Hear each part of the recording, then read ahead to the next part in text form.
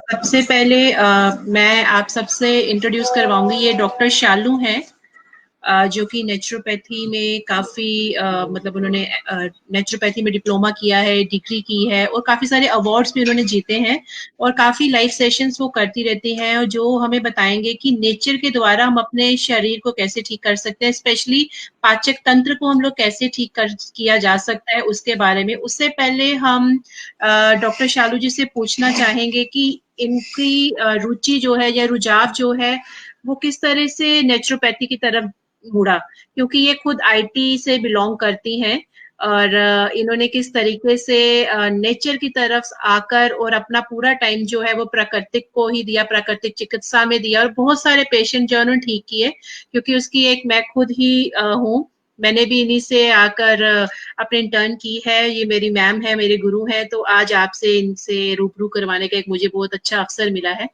तो मैम आप प्लीज बताएं अपने बारे में।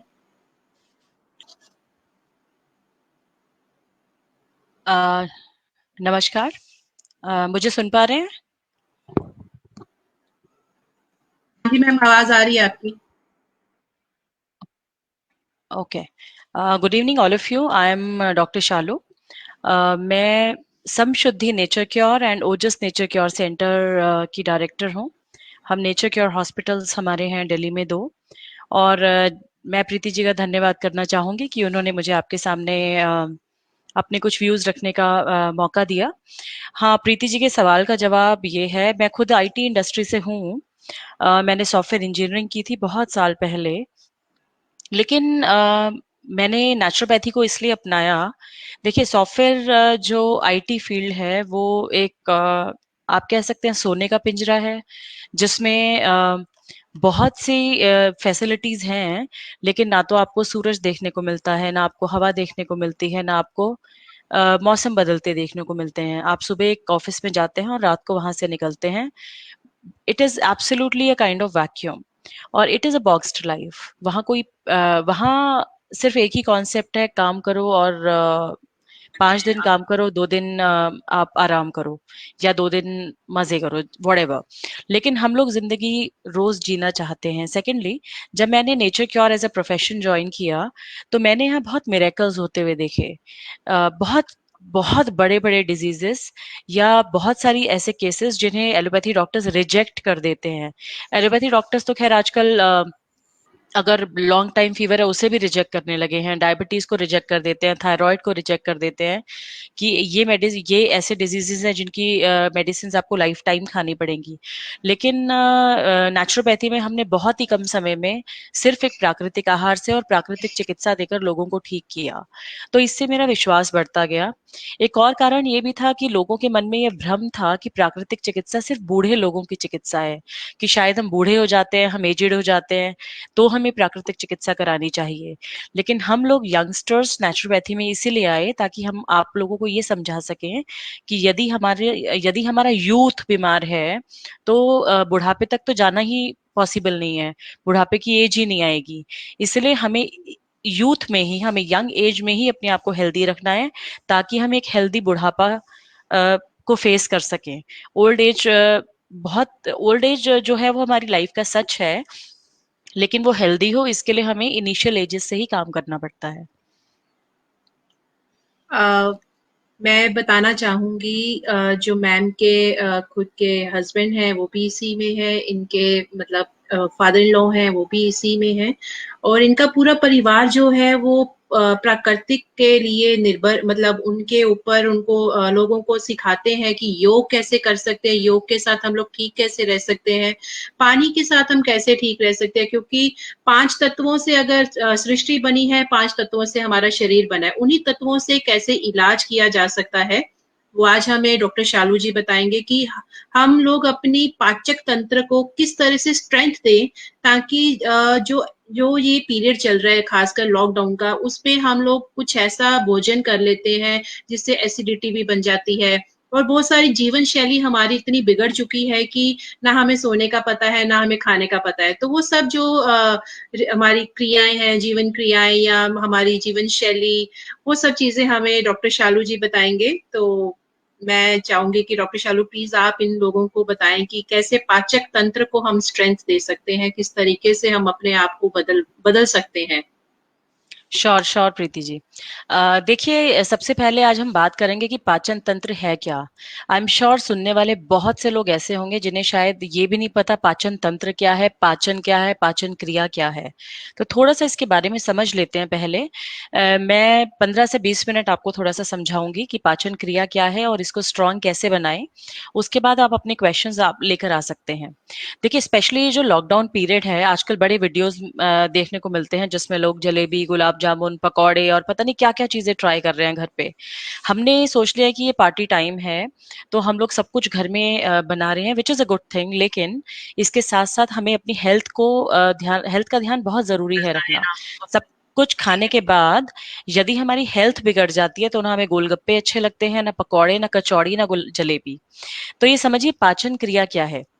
देखिए, पाचन क्रिया जैसे हमें जैसे हम इसको ऐसे समझें जैसे हमारी बॉडी में सर्कुलेटरी सिस्टम है, रेस्पिरेटरी सिस्टम है, ऐसे ही हमारी बॉडी में डाइजेस्टिव सिस्टम भी है। अब आप में से बहुत से लोगों को थोड़ा सा प्रोसेस समझाती हूँ, डाइजेशन का मतलब क्या होता है, पाचन का मतलब क्या होता है। देखिए, हमने खाना खाया, कुछ भी खाया, आपने आपने फल खाए, आपने सलाद खाया, आपने जूस पिया, आपने सब्जियां खाई, कुछ भी आपने खाया, सबसे पहले वो जाएगा आपके मुंह में। जब आपके मुंह में जाएगा तो सबसे पहला काम करेंगे आपके दांत।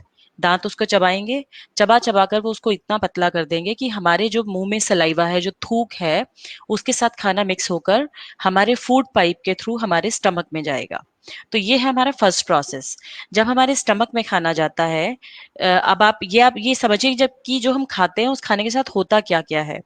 जब खाना हमारे स्टमक में जाएगा तो स्टमक की वॉल्स पर, जो स्टमक की दीवारें हैं, उस पर कुछ कुछ एंजाइम्स और कुछ कुछ एसिड्स हैं जो भगवान ने लगाकर भेजे हैं।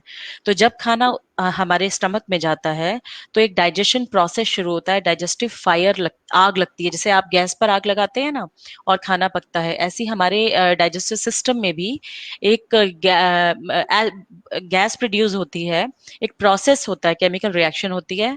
और जो स्टमक की वॉल्स पर एंजाइम्स हैं, जो एसिड है, वो उस खाने के साथ रिएक्ट होकर उसको पार्शियली डाइजेस्ट करता है। तो खाना थोड़ा सा यहाँ डाइजेस्ट हुआ। उसके बाद जो हमारा लिवर है, लिवर से बाइल जूस जो है हमारे खाने को मिलता है और जिससे फर्दर डाइजेस्ट होता है। खाना फर्दर डाइजेस्ट होने के बाद हमारी छोटी आंत में जाता है, जिसे हम बोलते हैं स्मॉल इंटेस्टाइन। वहां पर भी हमारी विली लाइक स्ट्रक्चर्स होते हैं जो खाने को फर्दर डाइजेस्ट करते हैं और खाने में से बहुत सारे यूजफुल न्यूट्रिएंट्स बॉडी में रिलीज कर देते हैं, जो ब्लड के थ्रू हमारे बॉडी पार्ट्स को मिलते हैं। उसके बाद खाना हमारे फर्दर डाइजेस्ट होके हमारे लार्ज इंटेस्टाइन में जाता है, जहां पर ये फर्दर डाइजेस्ट होता है और खाने में बचे हुए जो भी खाने में से बहुत ही इंपॉर्टेंट लिक्विड है या न्यूट्रिएंट्स हैं जो भी बच गए हैं, वो भी रिलीज हो जाते हैं और वो हमारी बॉडी में ट्रैवल करते हैं। जो बचा हुआ वेस्ट है वो हमारी बॉडी में थ्रू यूरिन, थ्रू स्टूल बाहर चला जाता है। तो अब आप ये देखिए कि एक प्रोसेस था सिर्फ पाचन, सिर्फ डाइजेशन, लेकिन इसमें हमारी बॉडी के कितने सारे ऑर्गन्स इन्वॉल्व हैं। तो यदि मेरा खाना पीना खराब है, तो मेरे खाने पीना खराब होने से मतलब ये नहीं कि मेरा सिर्फ पेट खराब है, मतलब मेरे सारे ऑर्गन्स में कुछ ना कुछ कमी है। या तो मेरे दांतों ने खाने को चबाया नहीं, या दांतों का काम आंतों ने किया, या फिर खाना जो मैंने खाया वो ठीक से डाइजेस्ट नहीं हुआ, या जो मैंने खाया वो डाइजेस्ट नहीं हुआ। उसके बाद एक और मतलब है पाचन का कि जो हम खाते हैं खाना, जैसे हमने नट्स खाए, हमने फ्रूट्स खाए, हमने वेजिटेबल्स खाए, इन इस सारे खाने में विटामिन्स, प्रोटीन्स, मिनरल्स होते हैं जो एक फुल फॉर्म में होते हैं। जब डाइजेशन होता है तो ये बड़े बड़े जो मॉलिक्यूल्स हैं, जो बड़ा सब्सटेंस है, वो टूट कर स्मॉल सब्सटेंसेस में रह जाता है। इसको आप ऐसे समझ सकते हैं कि एक बड़ी चीज टूटकर छोटी छोटी छोटी छोटी चीजों में बट जाती है, जो हमारी बॉडी इजीली एब्जॉर्ब कर पाती है। तो हमारी बॉडी में प्रोसेस क्या हुआ, सबसे पहला प्रोसेस हुआ इंजेशन, जिसमें आपने खाया। उसके बाद हुआ डाइजेशन, जो हमारे पेट ने किया। उसके बाद हुआ एब्जॉर्प्शन, कि जो खाना पच गया उसको हमारे शरीर ने एब्जॉर्ब किया। और उसके बाद हुआ एक्सक्रीशन, कि जो खाना हमने खा लिया वो हमारे शरीर से निकल गया। अब हमारा पाचन तंत्र कैसे स्ट्रांग हो। अब देखिए, मेरे पास कुछ दिन पहले एक पेशेंट आई थी। मैंने उनसे पूछा आप नाश्ते में क्या खाते हैं, उन्होंने कहा कुछ नहीं। मैंने पूछा लंच में क्या खाते हैं? उन्होंने कहा कुछ नहीं। मैंने पूछा डिनर में क्या खाते हैं? उन्होंने कहा कुछ नहीं। मैं बड़ा सरप्राइज हो गई। तो मैंने उनसे पूछा कि आप हवा पानी पर जीती हैं? तो उन्होंने कहा नहीं, मैं नाश्ते में फल खाती हूँ, दोपहर को दलिया खाती हूँ, रात को मैं सूप पीती हूँ। तो मैं आपको ये इसलिए बता रही हूँ कि जो हमने फल खाया, उसको हमने सोचा कि हमने कुछ नहीं खाया। हमने दलिया खाया तो हमने सोचा हमने कुछ नहीं खाया। हमने सूप पिया तो हमने सोचा हमने कुछ नहीं खाया। आप ये समझिए जो भी यहाँ से अंदर गया, जो भी आपके मुंह से अंदर गया वो भोजन है। बहुत सारे लोग जो आप घर में बैठे हैं, यदि वो फल खाते हैं तो उन्हें लगता है हमने खाया ही नहीं कुछ। उसके बाद फिर वो खाना खा लेते हैं। खाना खाने के बाद भी तृप्ति नहीं हुई, फिर कुछ और खा लिया। फिर खाने के बाद तृप्ति नहीं हुई, फिर कुछ और खा लिया। हमारा हाल पशु से भी बदतर है। शायद पशु का पेट भर जाए तो वो भी मुंह मोड़ लेता है, लेकिन हम सब कुछ सब कुछ सब कुछ खाते रहते हैं, बिना वक्त देखे, बिना कुछ देखे। तो पाचन क्रिया को ठीक करने के लिए सबसे पहला रूल है कि आप एक नियम बनाएं खाने का। नियम से खाएं, भूख से कम खाएं, और फूड कॉम्बिनेशन को फॉलो करके खाएं। ऐसा नहीं है आप किसी भी खाने के साथ कुछ भी खा सकते हैं। कड़ी के साथ दही खा ली, दूध के ऊपर पानी पी लिया, चाय के ऊपर पानी पी लिया। बहुत सारे लोग हैं जिनको मैं ऐसा देखती हूँ, सुबह उठे बेड टी पी ली। देखिए ये शरीर हमें भगवान ने दिया है, हमारा इस शरीर पर कंट्रोल है, लेकिन ये शरीर हमारे हिसाब से नहीं चलता। हमारी बॉडी में एक बायो एनर्जी क्लॉक चलती है, जिसकी मास्टर क्लॉक हमारे हाइपोथैलेमस में है, जो हमारे ब्रेन में है। तो 20,000 न्यूरॉन्स हमारी मास्टर क्लॉक पे काम करते हैं। देखिए हमें जो सृष्टि का नियम है वो अटल है। सूरज के छिपने का समय निश्चित है, सूरज के उगने का समय निश्चित है, ऋतु बदलने का समय निश्चित है, मौसम बदलने का समय निश्चित है। तो आपने ये कैसे समझ लिया कि आप रात को 2 बजे उठेंगे, आपको भूख लगेगी और आप खा लेंगे तो आपका शरीर ठीक चलेगा? आप सुबह 9 बजे उठेंगे, आप खा लेंगे तो आपका शरीर ठीक चलेगा। आपने सुबह का खाना खाया 11 बजे, दोपहर का खाया 4 बजे, रात का खाया 11 बजे। तो जब आप अपनी दिनचर्या को बिगाड़ लेंगे तो आपका शरीर कोई भी ठीक नहीं कर सकता। बहुत सारे लोग ये सवाल पूछते हैं कि दिनचर्या ही ठीक करनी है तो हम स्वस्थ हो जाएंगे। तो स्वस्थ हो जाइए, that is the only solution. आप आपकी मर्जी आपके शरीर पर नहीं चलेगी। हाँ वो ठीक है, अगर 6 दिन आप डिसिप्लिन में हैं तो एक दिन चीटिंग अलाउड है, कि आप अपनी मर्जी का खा सकते हैं, आप बेमेल भी खा सकते हैं। लेकिन अगर आप 5 दिन डिसिप्लिन में एक हफ्ते में, और 2 दिन आपने थोड़ा सा इधर उधर भी किया, तो आपकी बॉडी उसको एक्सेप्ट कर लेती है। और हमारे शरीर में बहुत सारी चीजें हैं जो इनबिल्ट है। जैसे आपने बहुत ज्यादा खा लिया, तो भगवान ने देखो कितने अच्छे इंडिकेटर्स दिए हैं हमारी बॉडी में। मैंने बहुत ज्यादा खा लिया, बहुत गलत खा लिया, तो मेरा पेट फूलने लग जाएगा, मुझे छाती में जलन होने लग जाएगी, उल्टी जैसी फीलिंग आने लग जाएगी, या मेरे सर में दर्द होने लग जाएगा, या ऐसा लगेगा कि सारी रात सोए, सुबह उठे तो ऐसा लगा सोए नहीं है, शरीर इतना भारी कि किसको कहीं जाकर। तो ये सारी जो चीजें हैं वो इनडाइजेशन का रिजल्ट हैं। और मतलब इसका मतलब ही इनडाइजेशन है। अब आप ये भी देख सकते हैं कि फूड कॉम्बिनेशन की बात करें, कलर्स की बात करें, तो हमें एक ब्लैंड खाना नहीं खाना है। नंबर वन, इस लॉकडाउन पीरियड में बेस्ट टाइम है। जो लोग ये सोचते हैं ना मैं तो कुछ नहीं खाते, हम तो कुछ नहीं खाते, बहुत हल्का खाते हैं, ऐसा करो, जैसे हमारा ये सेशन खत्म होता है, एक डायरी बनाओ और डायरी पे लिखना शुरू करो सुबह से जो जो आपने खाया है। चाहे उसमें आपने एक बिस्किट खाया है, चाहे आधा ग्लास दूध पिया है, वो सब लिखना शुरू करो। जब रात होगी तो आप खुद ही हैरान हो जाएंगे, इतना सब कुछ मैंने खा लिया, और उसके बाद आपको ये फीलिंग आती है कि मैंने कुछ भी नहीं खाया। अब ये देखिए, हमारे शरीर में 7 चक्र हैं, हर चक्र का अलग अलग रंग है। तो इसका मतलब हमारे शरीर को रंग चाहिए। रंग चाहिए का मतलब ये नहीं कि आपकी अपनी सब्जियों में फूड कलर्स डालें। रंग का मतलब है प्रकृति के दिए हुए रंग हम खाएं। शिमला मिर्च का रंग हरा, गाजर का रंग लाल, मशरूम का रंग सफेद, नींबू का रंग सफेद। तो आपको क्या करना है, अपनी डाइट ऐसी लेनी है, आपका भोजन ऐसा हो जिसमें हर प्रकार का भोजन हो। एक ब्लैंड प्लेन फूड मत खाइए। जो लोग ब्लैंड प्लेन फूड खाते हैं उनका जीवन भी नीरस सा हो जाता है। जो लोग बहुत चुलबुले दिखते हैं ना, बहुत खुश खुश चुलबुले, वो हमेशा डिफरेंट वैरायटीज खाते हैं, अलग अलग कलर्स खाते हैं अपनी डाइट में। तो ब्रेकफास्ट को भी ऐसे खाइए। देखिए दिन की शुरुआत हमेशा हल्के भोजन से, बहुत कम मिर्च मसाला तड़का, इससे खाइए। तो नाश्ते में स्प्राउट्स ले सकते हैं, दलिया ले सकते हैं, बिल्कुल प्लेन मीठा मीठा कुछ, या बिना बिना नमक का कुछ भी खाइए। फिर लंच में आप खा सकते हैं, खूब सारा सैलेड खा सकते हैं, छाछ ले सकते हैं, सब्जी ले सकते हैं। रोटी की जरूरत हो तो खाइए, नहीं तो कोई जरूरत नहीं है। जब मन सोचे खाऊं या ना खाऊं, तो हमेशा सोचे ना खाऊं। भूख से हमेशा कम खाएं। हमें खाने के लिए नहीं जीना है, हमें जीने के लिए खाना है। तो उतना ही खाइए जितना रिक्वायर्ड है। स्वाद कभी कभी ठीक है, स्वाद के लिए खाना कभी कभी ठीक है, लेकिन हमेशा नहीं। तो जिन लोगों को भी जो जो भी तकलीफें होती हैं, वो अपने आप से पूछिए पहले, क्या मैंने ठीक खाया था। और सबसे अच्छा उपाय है, जिन जिन लोगों को भी डाइजेस्टिव प्रॉब्लम्स होती हैं, उसको सॉल्व करने के लिए सबसे अच्छा सोल्यूशन है, उपवास रखिए। जब भी आपको लगता है मेरे शरीर ने बहुत ज्यादा खा लिया, शरीर बहुत भारी हो गया, खाना छोड़ दीजिए। बिलीव मी, 2-3 दिन भी खाना छोड़ोगे तो एक आधा छटाक भी वजन कम नहीं होगा। और रही बात कमजोरी की, वो तो सिर्फ मन की कमजोरी है। तो कमजोरी भी नहीं आएगी, वजन भी कम नहीं होगा, लेकिन शरीर ठीक हो जाएगा। तो उपवास को इसीलिए धर्म के साथ जोड़ दिया गया था, ताकि हम उस भगवान से डर के तो कुछ छोड़ दें, लेकिन हमने वो भी छोड़ दिया है। हम उपवास भी रखते हैं तो हमने बड़े सोल्यूशंस निकाल लिए हैं। नवरात्रा थालीज आ गई हैं, तले हुए आलू आ गए हैं, बहुत सारी चीजें आ गई हैं। तो बी ऑनेस्ट टू योरसेल्फ। तो जो लोग मुझसे सवाल पूछेंगे, अपने आप से ऑनेस्ट होके पूछेगा कि क्या खाया था, कितना गड़बड़ खाया था, और कितना बेमेल खाया था। तो प्रीति जी, क्वेश्चन आंसर्स लें हाँ जी, या हाँ जी, कुछ और कहें? मेरे को सिर्फ एक चीज पूछनी थी, मे बी लोगों का भी यही होगा हम्म। कि जिसमें नेचुरोपैथी में ऋतु को लेकर जैसे आपने भी बात की, तो अपना जैसे हम्म। राजस्थान का टेम्परेचर अलग है, लेकिन यहाँ की राजस्थान थाली खाने के लिए लोग पहुंच जाते हैं।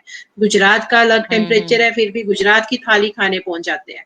तो हर एक के टेम्परेचर के हम्म। अकॉर्डिंग हमें खाना खाना चाहिए कि मतलब जो भी मन में आए तो वो खाना चाहिए, क्योंकि ये भी लोग करते हैं। लोग क्या, मैं भी कभी कभी कर लेती हूँ। देखिए, मैंने जैसे अभी कहा आपसे कि अगर हम 5 दिन डिसिप्लिन में हैं, तो 1-2 दिन चीटिंग अलाउड है। हम यहाँ नॉर्थ वेस्ट में रहते हैं, यहाँ की जलवायु अलग है, खाना अलग है। हमें खाना तो यहीं के हिसाब से खाना चाहिए। जो लोग राजस्थानी हैं या गुजराती हैं, जो लोग दिल्ली शिफ्ट हो गए हैं, तो उन्हें अपना राजस्थानी और गुजराती खाना छोड़कर दिल्ली का ही खाना खाना चाहिए। ये हो सकता है कि वो गुजराती खाना कभी कभी बनाएं, लेकिन जो मिर्च मसाले वहां इस्तेमाल होते हैं, वो यहाँ की जलवायु को सूट नहीं करते। हमने अलग अलग जगह पर जाकर अपने कल्चर को तो फैला दिया है, लेकिन अल्टीमेटली ये हमें हार्म करता है। तो आपका बहुत मन है गुजराती खाने का, चाइनीज खाने का, आप हफ्ते में 1 दिन, हफ्ते में 2 दिन खा सकते हैं। लेकिन यदि आपने खाया और आपको खा के मजा तो बहुत आया, लेकिन खाने के बाद आपका शरीर ने आपको सिग्नल्स देने शुरू कर दिए कि इंडाइजेशन हो गया या ब्लोटिंग हो गई, तो आपने क्या करना है, आपने जो नेक्स्ट मील है, उस मील में या तो नहीं खाना है, या बहुत हल्का कुछ जैसे नींबू पानी ले लें या नारियल पानी ले लें, ताकि वो जो बेमेल खाया है या जो गलत खाया है उसका कंपेंसेशन हो जाए। क्योंकि जीभ का स्वाद, जिसने जीभ के स्वाद को जीत लिया, उसने तो सब कुछ जीत लिया। लेकिन ठीक है, बीइंग ह्यूमन बीइंग्स, हम कभी कभी हमारा मन भी करता है, तो आप उसको खाइए, लेकिन इस चीज को कंपेंसेट करना सीखिए। अगर एक तो सिर्फ और सिर्फ वेजिटेरियन खाइए तो भी बहुत अच्छा है। और राजस्थानी और यहाँ के फूड में मेजरली स्पाइसेस की बात है, तो मिर्च मसाले मत यूज कीजिए, जी। और तो ऋतु के अब हिसाब से ही खाएं। जी, जी मैम। हाँ जी। जी, तो मैं जितने भी हमारे ऑडियंस हमें देख रहे हैं, तो उनसे गुज़ारिश करूँगी कि जो भी उनके क्वेश्चन्स हैं, प्लीज़ हमें बताएँ, ताकि मैं मैम तक पहुँचा सकूँ और वो मैम आपको उतने ही जल्दी-जल्दी आंसर्स दे सकें। जो मेरे पास क्वेश्चन्स पहले से आ चुके हैं, मैं उनसे मतलब मैम अगर आप देती हैं तो परमिशन तो मैं आपको दूँ? हाँ जी। हाँ जी। जी। सबसे पहले मैम यही क्वेश्चन था कि जैसे कि हमें खाना किस समय और कैसे खाएँ? मतलब ऑर्गन क्लॉक मैंने सुना है एक, होता है। हम्म। तो हाँ जी। लोगों का ये भी था कि ये ऑर्गन क्लॉक है, तो हमें क्या उसके अकॉर्डिंग खाना चाहिए या किस तरीके से? क्योंकि जैसे आपने बहुत कुछ बीच में ही आपने लेक्चर में आपने समझा दिया है कि डाइट हमें उसी अकॉर्डिंग करनी चाहिए, सुबह हल्का खाना या कम। फिर भी लोगों का ये आया था एक क्वेश्चन कि एसिडिटी बहुत बन जाती है। मतलब क्यों बन जाती है, क्या रीजन है, ये वो तो उनके डाइट पर ही है, बट स्टिल अगर आप बता सके, अगर एसिडिटी बन जाती है तो क्या उपाय वो घर पे कर सकते हैं? देखिए सबसे पहले समझिए, जैसे मैंने आपसे कहा था कि प्रकृति का नियम स्थित है। सूरज के उगने का समय निश्चित है, सूरज के ढलने का समय निश्चित है। जो बड़ी आंत का समय है वो है सुबह 5 बजे से लेके 7 बजे तक। तो जो लोग सूरज उगने से पहले उठते हैं, लेट्स से 5 o'clock, क्योंकि सूरज अराउंड 5:30 5:45 उग जाता है। तो जो लोग 5 बजे उठते हैं और उठते ही एक ग्लास या एक बॉटल पानी पीते हैं, घूट घूट बैठकर चौकड़ी मारकर, तो सबसे पहले तो वो लोग ये देखेंगे कि जब वो थोड़ा सा टहलेंगे तो गैस पास होगी या उनकी बॉडी से मल निकलेगा, उनका वो फ्रेश हो जाएंगे। क्योंकि सुबह 5 से 7 बजे बड़ी आंत का समय है, मतलब टाइम ऑफ लार्ज इंटेस्टाइन। अब 7 to 9 जो है वो स्टमक टाइम है, जो हमारे अमाशय का समय है। तो देखो ये चीजें कितने ब्यूटीफुली रिलेटेड है हमारे सिस्टम में। जैसे मैं आपको बता रही थी, अगर 5 to 7 आपकी लार्ज इंटेस्टाइन का टाइम है और अगर आप 5 बजे उठते हैं, 7 बजे तक आप टहल लेंगे, आपका मल त्याग हो जाएगा, आप खूब सारा पानी पी लेंगे, प्राणायाम कर लेंगे। सुबह की वायु भी बहुत ही शुद्ध और बहुत ही अच्छी होती है। तो 7 बजे तक आपको अपने आप भूख लग जाएगी। तो 7 बजे से 9 बजे तक आपका स्टमक टाइम है। अब स्टमक टाइम का मतलब ये है कि जो भी आप अपने शरीर को इस वक़्त देंगे, वो बेस्ट कैपेसिटी पे डाइजेस्ट होगा। अब उन लोगों की बात आती है जो उठते ही 9 बजे हैं। जो लोग 9 बजे उठे, उनका लार्ज इंटेस्टाइन का टाइम चला गया, स्टमक का टाइम चला गया। तो अब आप ये सोचिए कि उनका शरीर तो वैसे ही खराब हो जाएगा। तो आप अपने बच्चे भी हैं जो आपके, अगर वो छुट्टियाँ भी हैं, तो फैशन में भी या ये मत सोचिए कि छुट्टियाँ हैं तो उन्हें हम सोने दें। Be strict about it. बच्चों को उठाओ, चाहे उन्हें बाहर खेलने भेज दो, वॉक करने भेज दीजिए, लेकिन अपने बच्चों को जल्दी ही उठाओ। अब अगर आपने 7 से 9 बजे तक ब्रेकफास्ट कर लिया, तो 9 से 11 बजे तक स्प्लीन का टाइम होता है। देखिए स्प्लीन का मतलब क्या होता है, जैसे आपके घर में एक सफाई वाली होती है ना, जो सफाई करती है, ऐसे स्प्लीन का काम होता है आपकी बॉडी में सफाई करना। तो जब उसने देखा कि आपने खाना खा लिया, जैसे आप किसी होटल में जाते हैं, आप खाना खा लेते हैं तो वेटरेस टेबल साफ कर देता है। तो जब आपने 7 से 9 बजे तक खाना खा लिया, तो 9 बजे स्प्लीन आपका बॉडी साफ कर रहा है। तो जो लोग 9 बजे उठे और जिन्होंने खाया, तो उसका मतलब क्या है कि वो खा रहे हैं और अंदर से बॉडी की सफाई हो रही है। तो आप ये समझिए कि वो खाना कितना इफेक्टिवली डाइजेस्ट होगा और कितना नहीं। इसी तरीके से हमारी बॉडी में हर ऑर्गन की क्लॉक चलती है। तो लंच कीजिए 1 या 1:30 बजे तक और डिनर कीजिए 7 बजे से पहले-पहले। तो अगर आप अपनी, ठीक है, वंस इन अ व्हाइल आधा घंटा आगे पीछे आप कर सकते हैं, लेकिन अपनी इस दिनचर्या को फिक्स रखिए। जिन लोगों के घर में रात को 10 बजे ही खाना बनता है, मेरा उनसे सजेशन है खाना खाना छोड़ दीजिए। सेकेंडली, जो लोग ये पूछते हैं कि अगर हमने रात को 7 बजे खा लिया और 10 बजे हमें भूख लगी तो हम क्या करें? तो इसका बहुत अच्छा जवाब है, आप अपने आप को समझाइए कि तुम खा चुके हो, तुम्हें दोबारा नहीं खाना, दैट इज़ इट। तो ये आपके समझाने से ही होगा। यदि आप ये सोचेंगे कि इनडिसिप्लिन चलता रहे, जैसे मर्ज़ी चलते रहो, तो आपकी बॉडी कभी भी ठीक नहीं हो सकती। You have to understand it. That is the law of the nature. I am not saying it, मैंने नहीं बनाया इसे, this has been created by the God, जिसे हम नहीं पलट सकते हैं। जी। हाँ मैम जी। एक क्वेश्चन है कि जैसे काफी काफी लोगों को जो है गॉल ब्लैडर स्टोन होता है, तो वो गॉल ब्लैडर को रिमूव कर देते हैं, लेकिन गॉल ब्लैडर रिमूव होने के हुँ, बाद भी उनकी जो डाइजेस्टिव सिस्टम है वैसे डाइजेस्ट नहीं कर पाता, उनको एसिडिटी प्रॉब्लम रहती है, उनको बेचैनी सी रहती है, हुँ, तो उसके लिए वो क्या करे, क्योंकि अब वो ऑर्गन तो निकल गया, अब उसका क्या कर सकते हैं उसके लिए? हुँ। देखिए बड़ा अच्छा सवाल है ये, क्योंकि आजकल क्या है कि हमारे पास बहुत अच्छी पैथी है, एलोपैथी, जिसे हम समझते हैं बहुत अच्छी है, कि अगर कोई हिस्सा खराब है उसे निकलवा दो एंड एन्जॉय द लाइफ, ये हमारा फंडा है। और खासकर गॉल ब्लैडर है, बहुत सारे ऑर्गन्स हैं जिन्हें निकाल के काम नहीं चलता है, लेकिन गॉल ब्लैडर जैसी चीजें हैं जो लोग सोचते हैं भर गया तो इसे निकाल दो। आप ये समझिए कि गॉल ब्लैडर एक ऐसा ऑर्गन है हमारी बॉडी में जो पित्त को स्टोर करता है। अगर आपकी बॉडी में पित्त को स्टोर करने वाला ऑर्गन ही निकल गया तो वो पित्त स्टोर कहीं नहीं होगा, वो आपकी बॉडी में ही घूमता रहेगा। जैसे कि आपने किसी खरगोश को पाला और उसका घर आपने अपने घर में बनाया और उसे तोड़ दिया, तो वो क्या करेगा, आपके घर में घूमेगा। तो अगर आपने आपका गॉल ब्लैडर भर गया है पत्थरी से, तो उसको निकालना सोल्यूशन नहीं है, क्योंकि उसको निकालने के बाद तो आपकी डाइजेशन कभी भी जीवन जीवन भर भी अच्छी नहीं होगी, आपको हमेशा और गैस बनेगी। तो गॉल ब्लैडर नंबर वन, इसको निकलवाना कुछ कोई भी जरूरी नहीं है, गॉल ब्लैडर की पत्थरी भी निकल जाती है, लेकिन ये सिर्फ उन्हीं लोगों के लिए है जो बहुत बहुत स्ट्रिक्ट परहेज कर सकते हैं, जिन्हें अगर कहा जाए कि वो 10 दिन पानी पर रहें तो वो रह सकते हैं। तो गॉल ब्लैडर की पथरी अपने आप निकल जाती है, इसका एक प्रोसेस होता है, उसके बारे में हम बात कर सकते हैं बाद में।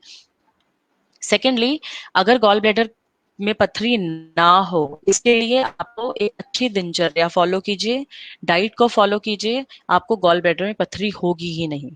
थर्डली, कुछ लोगों को गॉल ब्लैडर बिल्कुल भर जाता है और पथरी, उन्हें डर होता है कि यूरिनरी ट्रैक्ट में ना फंस जाए, जिससे उन्हें लगता है शायद पूरी बॉडी में इन्फेक्शन फैल जाएगा। तो एक चीज और भी कर सकते हैं आप, Apple juice, fresh Apple juice सुबह रोज खाली पेट पीजिए 15 से 20 दिन। उससे क्या होता है, जो भी पथरी आपके गॉल ब्लैडर में है उसके कॉर्नर्स जो है वो मेल्ट हो जाते हैं due to malic acid in the apple juice. तो वो बहुत बार होता है, अगर आप सिर्फ लिक्विड डाइट पर रहेंगे या बहुत ही सात्विक आहार पर रहेंगे, तो बहुत बार वो हमारी डेली दिनचर्या से भी निकल जाती है। बाकी प्राकृतिक चिकित्सा में बहुत से ऐसे तरीके हैं जिससे हम गॉल ब्लैडर की पथरी निकाल सकते हैं। आप चाहें तो कभी हमारे पास आ सकते हैं। जी। हाँ जी, मैम, प्रीति जी।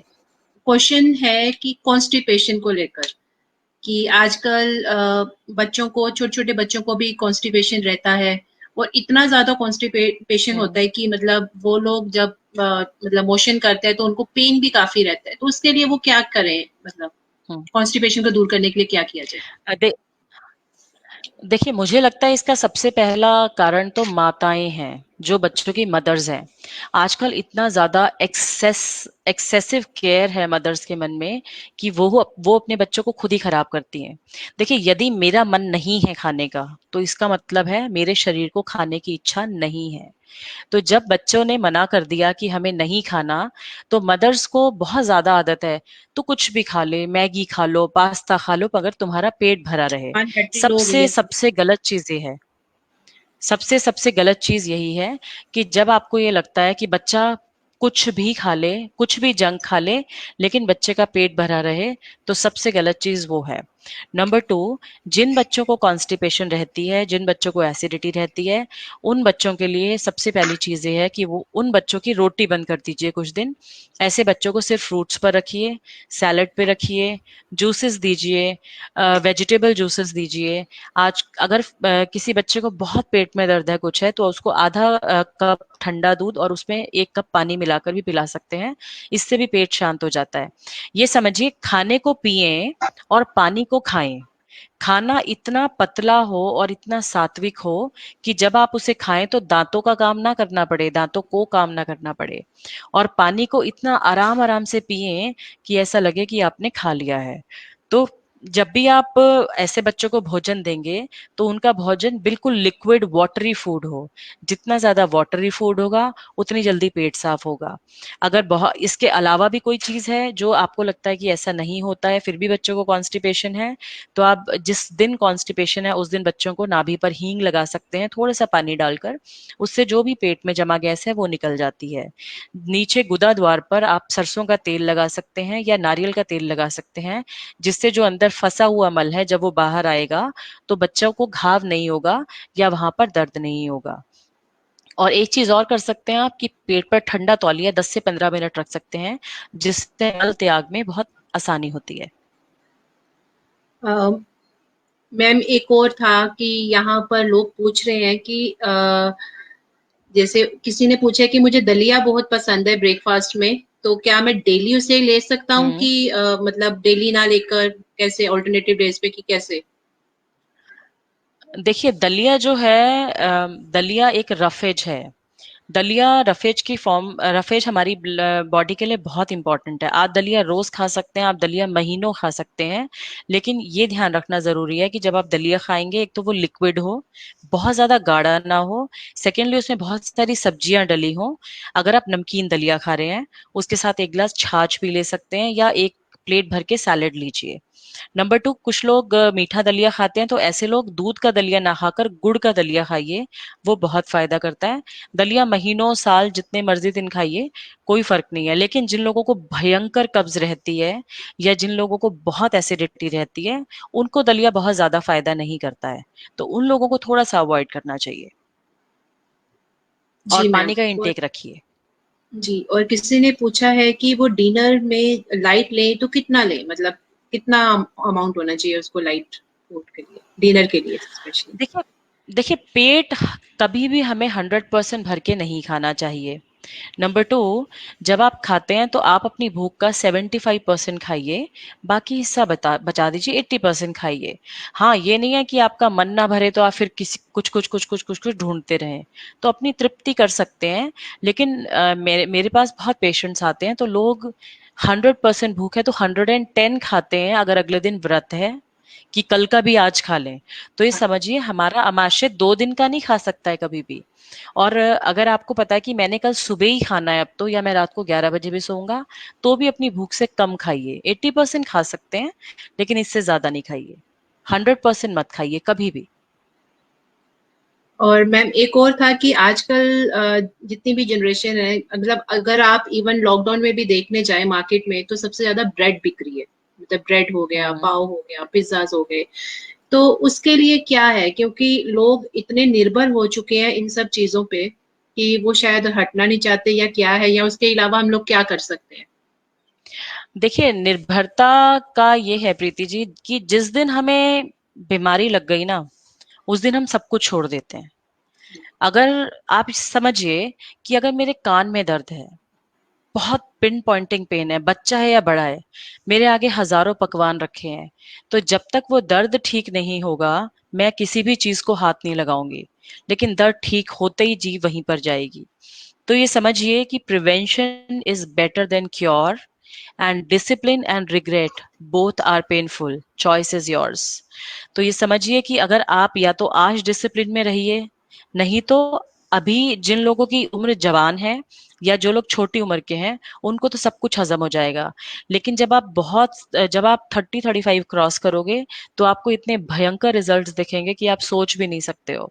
और जो लोग ऑलरेडी 35-40 क्रॉस कर चुके हैं, उनके लिए इट्स द हाई टाइम, जैसे मैंने पहले भी कहा था, कि old age is the reality of life. और आजकल तो शायद 70-75 तक कोई पहुंचता ही नहीं है। 35-40 में ही लोग कहने लग जाते हैं हम बूढ़े हो गए हैं। तो अगर आपको स्वस्थ रहना है, अच्छा दिखना है, देखिए जीवन का मतलब ही यही है कि जब तक हम जीवित हैं, हम चलते फिरते रहें, हम किसी पे डिपेंडेंट ना हो। तो टेस्ट बड्स का क्या है, देखिए ये जो जीभ का टिप होता है, इस पर टेस्ट बड्स होते हैं। 10 से 11 दिन, सिर्फ 10 से 11 दिन एक नियम बना लो कि हमने अपनी जीभ को ये नहीं देना, तो 12वें दिन ये मांगेगी नहीं। और एक बार प्राकृतिक डाइट लेकर देखिए, आपको बॉडी में चेंज दिखेगा। आपकी समझने की क्षमता बढ़ जाएगी। जो बात बात पे गुस्सा आना होता है, और सुबह उठते ही लगता है कि हम थके हुए हैं, या 2 घंटे बाद हम थक जाते हैं, हमारी एफिशिएंसी चली जाती है, ये सब चीजों में आपको ट्रिमेंडस चेंज नजर आएगा। मैं तो ऑडियंस को डिसिप्लिन में बता देना। रहना इंपॉर्टेंट है। जी मैम, मैं ऑडियंस को बता देना चाहती हूँ कि हमारे पास सिर्फ 5 मिनट है, क्योंकि लाइव सेशन खत्म होने वाला है। तो एक क्वेश्चन और आया है रविंदर डिंगरा जी के यहाँ से, suffering from constipation since 21 years, इस हम्म। घोल ले रहे हैं 20 साल से, तभी इनको मोशन आता है। तो ऐसी क्या प्रिकॉशंस वो ले सकें कि जिससे वो उनको हेल्प? आप देखिए, रविंदर जी का एग्जाम्पल आप सबके सामने है कि जो लोग यंग एज में जिनका खान पान अच्छा नहीं होता, किसी भी कारणवश, या उन्होंने किसी भी दवा बीमारी की दवा ली होती है या कुछ भी होता है, तो उनको ऐसे लेटर एजेस में इतने इतने सालों एक ही प्रॉब्लम रहती है। तो रविंदर जी, इसबगोल खाना बिल्कुल बिल्कुल गलत है। और अभी मैं ये नहीं मुझे पता कि आपका वात बिगड़ा है या पित्त बिगड़ा है या कफ बिगड़ा है, लेकिन जिन लोगों को कॉन्स्टिपेशन रहती है, सबसे पहला मूल मंत्र यही है कि एक तो बॉडी क्लॉक को फॉलो कीजिए आप, सुबह 5 बजे उठिए, उठकर 2 से 3 ग्लास पानी पीजिए, घूंट-घूंट बैठकर पानी पीजिए। उसके बाद नाश्ते में कोशिश कीजिए सिर्फ़ और सिर्फ़ आप फ्रूट्स लें, फ्रूट्स में भी वाटरी फ्रूट्स लें। जैसे बनाना है ऐसे फ्रूट्स बिल्कुल ना लें, पपाया भी ना लें। सिर्फ़ पानी वाले फ्रूट्स लें, जैसे खरबूजा ले सकते हैं आप, और या घिया टमाटर का जूस ले सकते हैं, वन ऑफ द बेस्ट। और दिन में हर 2 घंटे बाद कुछ ना कुछ लिक्विड लीजिए। लिक्विड में क्या-क्या हो सकता है? नंबर 1 छाछ, नंबर 2 नींबू पानी, number 3 coconut water, number 4 fresh vegetable juice, number 5 fresh fruit juice, number 6 आप सूप भी ले सकते हैं, नंबर 7 आप खीरा ले सकते हैं, टमाटर ले सकते हैं, ककड़ी ले सकते हैं, अगर आपको सिर्फ लिक्विड पे ना रहा जाए। और डिनर में आप 7 साढ़े 7 बजे तक सूप ले सकते हैं। अगर आपको ये लगता है मैं रहूँगा कैसे? आपको रहना पड़ेगा। अगर आप 5, 6, 7 दिन इस डाइट को फॉलो करेंगे, तो आपको बॉडी में बहुत सारे चेंजेस नज़र आने लगेंगे। एक चीज़ और कर सकते हैं कि रात को सोने से पहले 1 कप दूध को फाड़िए और उसका पानी पीजिए। ये हमारे पाचन क्रिया को बहुत जल्दी बढ़ा देता है, तो आपका डाइजेशन बेटर हो जाएगा। आप चाहें तो इसके साथ आधा चम्मच अजवाइन भी ले सकते हैं। और कोशिश कीजिए 7 बजे तक आपका डिनर हो जाए, उसके बाद साढ़े 9 पौने 10 बजे तक आप सो जाएँ। आपको नींद आए या ना आए, लाइट्स ऑफ और आप बिस्तर में। ये करने की कोशिश कीजिए 1 हफ्ता, और दिन में 1 बार 15 से 20 मिनट ठंडे पानी का तौलिया अपने पेट पर रखिए। You will see marvellous results. उसके बाद भी कोई तकलीफ रह जाती है तो मेरा आपसे अनुरोध है कि आप हमारे प्राकृतिक चिकित्सा केंद्र में, एक गुलाबी बाग में है, गुड़गांव में, आप विजिट कीजिए। हम आपको प्राकृतिक चिकित्सा थेरेपीज़ देंगे, जिसमें सिर्फ मिट्टी, पानी, धूप, हवा और आकाश की थेरेपीज़ होती हैं, and you will see the results, wonderful results. Ma'am एक आशीष वासवानी जी हैं जिन्होंने तीसरी बार हमें क्वेश्चन भेज दिया है कि please ask the question, I are 3 full meals और 5 parts a meal. No, no 3 full meals, 2 full meals a day, और बाकी जो दिन में आप खाएंगे सब लिक्विड। जो एलोपैथी डॉक्टर्स भी कहते हैं आप लोगों को, जिन्हें आप बहुत ज्यादा फॉलो करते हैं, कि हर 2 घंटे में खाइए। खाने का मतलब ये नहीं आप चबाइए, खाने का मतलब है आप शरीर को कुछ भी ऐसा दीजिए जो आपकी तृष्णा को शांत कर देता है। तो सिर्फ दिन में 2 बार खाइए। देखिए, 1 बार खाए योगी, 2 बार खाए भोगी, 3 बार खाए रोगी। तो दिन में खाइए 2 बार, फुल मील्स अ डे। लेकिन फुल मील्स में भी एक plate full of salad, bowl full of curry, glass full of buttermilk and chapati if required. If not required then don't take it. और बाकी जितना भी समय है, नारियल पानी है, छाछ है, जूसेस हैं, सूप है, ये सब लीजिए। No, no 3 full meals. अब काफी सारे ऑडियंस अप्रिशिएट कर रहे हैं मैम आपको कि काफी अच्छा सेशन आपने दिया है, और रविंदर थैंक जी यू। ने भी आपको थैंक्स किया है। और जिनके क्वेश्चंस रह चुके हैं वो हम कोशिश करेंगे दोबारा से, अगर मैम के पास टाइम हुआ तो सेशन लेने का।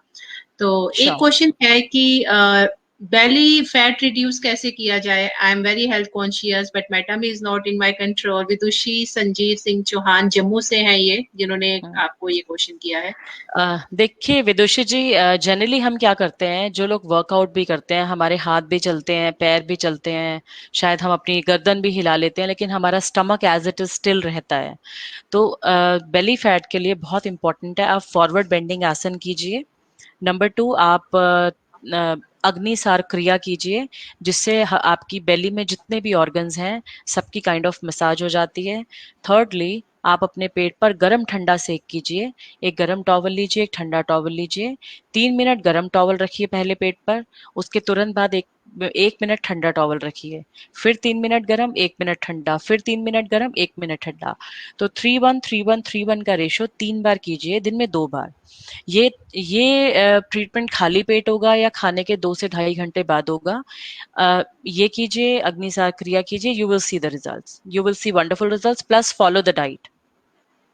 मैम मैं चाहती हूँ कि एक बार अगर आप अपना नंबर और एड्रेस इनको दे दें, ताकि अगर इनको कोई प्रॉब्लम है तो आप डायरेक्ट मैम के पास उनके हॉस्पिटल्स में जा सकते हैं। और आप बिलीव नहीं करोगे, मैंने खुद वहां पर बहुत से पेशेंट्स को ठीक होते देखा है। मैंने कैंसर पेशेंट्स को ठीक होते देखा है, डायबिटिक पेशेंट को ठीक होते देखा है, अर्थराइटिस ठीक होते देखा है, सर्वाइकल ठीक होते देखा है। ये तो मेरी आंखों आंखों के सामने है। बाकी मैम आपको बताएंगे। तो हाँ, ये देखिए, अब आप नंबर ले सकते हैं मेरा। मेरा नंबर है 9910 845 428, 9910 845428।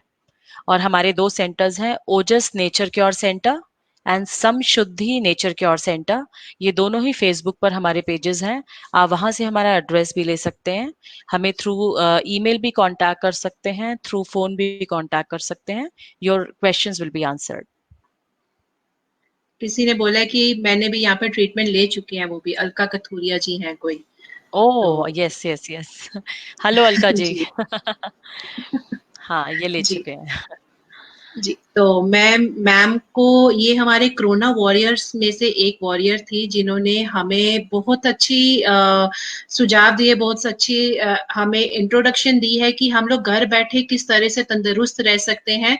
और जैसे कोरोना जो फैला हुआ है, अगर हम लोग यही क्रियाएं अपना लें तो उससे हमारी इम्यून सिस्टम भी जो है वो स्ट्रांग होगा, तो हम उस वायरस से भी लड़ सकते हैं। तो मैं मैम बिल्कुल। का तहे दिल से धन्यवाद करती हूँ कि उन्होंने अपना टाइम दिया।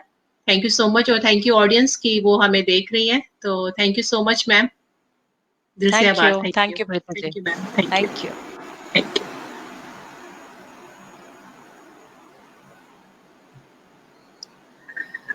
ये थे हमारे बीच डॉक्टर शालू, जिन्होंने आपको, हो सकता है आपको बहुत सारी अच्छी सी ऐसी सजेशंस दे चुके हैं जिनसे आप अपनी जीवन शैली को अपना सकते हैं, जीवन शैली की बदलाव लेकर आ सकते हैं, दिनचर्या को चेंज कर सकते हैं ऑर्गन क्लॉक को अपनाकर। तो हम आशा करते हैं, क्योंकि हम लोग मदर्स डे कल सबने सेलिब्रेट किया, तो ये भी एक हमारी मदर थी जो अपने छोटे छोटे बच्चों को छोड़कर पेशेंट्स को देखने जाती है। एनकेएस हॉस्पिटल है जहाँ पर मैंने भी 9 महीने 9 मंथ्स इंटर्नशिप वहां पर की है, और आप बिलीव नहीं करोगे मुझे 9 मंथ्स किस तरह से निकल गए मुझे खुद पता नहीं चला। तो बहुत सारी चीजें सीखने को मिली, बहुत सारी चीजें अपनाते हैं। मेरा छोटा बेटा 6 साल का है, लेकिन फिर भी अगर पेट दर्द होता है तो वो भी ठंडा टॉवल लेकर अपने आप पेट पे रखता है कि हाँ मेरे को ठीक होना है, मेडिसिन वो भी नहीं लेता। तो मेरा बड़ा बेटा है, इवन उसको फीवर हो 103, लेकिन वो भी मेडिसिन नहीं लेता। हम लोग टॉवल ही रखते हैं सिर पे, पेट पे, पैरों के तलवों पर, तो उससे ही काफी जो है हमें ठीक हो जाता है, मतलब बुखार काफी उतर जाता है। तो हमारा इम्यून सिस्टम हम खुद ही स्ट्रॉन्ग कर सकते हैं, एंटीबायोटिक्स और उसमें ना रहकर, जो प्राकृतिक है, जो हमें नेचर ने दिया, हम उसी को अपनाएं। तो मैं अलविदा मांग देती हूँ, धन्यवाद, सत श्री अकाल। हम फिर से मिलेंगे ऐसे ही एक कोरोना वायरस से जल्द ही। नमस्कार।